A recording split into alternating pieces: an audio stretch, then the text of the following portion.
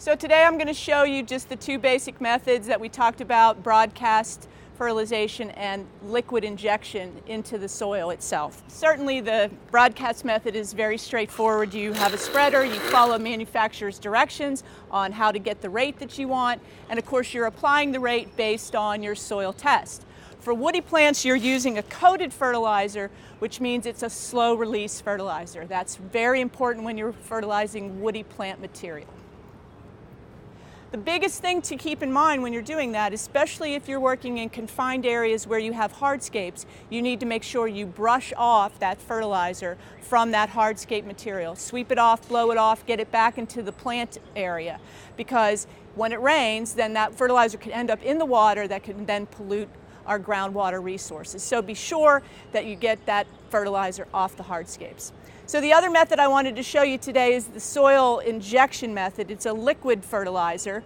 A lot of arborists, as I said, are using this. There are some that have humic acids in them and some bioproducts, biostimulant products. The research is still out on how well some of those products actually work, but a lot of arborists swear by them. So kind of keep an open mind on that and see for yourself if they do work in the landscape or not. So the liquid injector is great because it's very small and portable, unlike the big tank truckers, and it's certainly less expensive. When you're using this, you want to get all of the drip line treated. So usually you're basing the amount of fertilizer that you apply on the diameter of the tree at breast height, and that's about 4.5 feet off of the ground. And you're going to apply this in concentric rings kind of around the tree to make sure you get as much of the drip line as possible. It's very straightforward. They do also often make a backpack unit if you need larger quantities of fertilizer as well. And so I've put fertilizer into water in this gallon tank, and I'm following my soil analysis with the amount that I'm applying, based again on the DBH of that tree. You might have to do a few calculations to get that straight.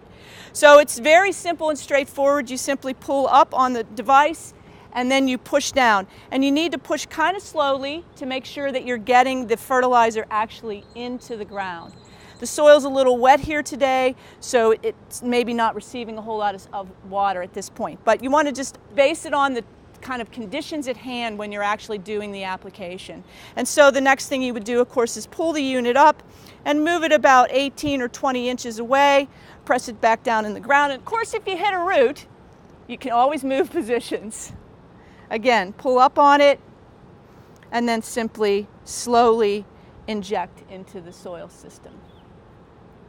The fertilizer I'm using here is a basic tree and shrub fertilizer. It has 5% nitrogen in it, so it's essentially an organic, slow-release product. It also has some of the humic acids and biostimulant products I talked about a little bit earlier in the series.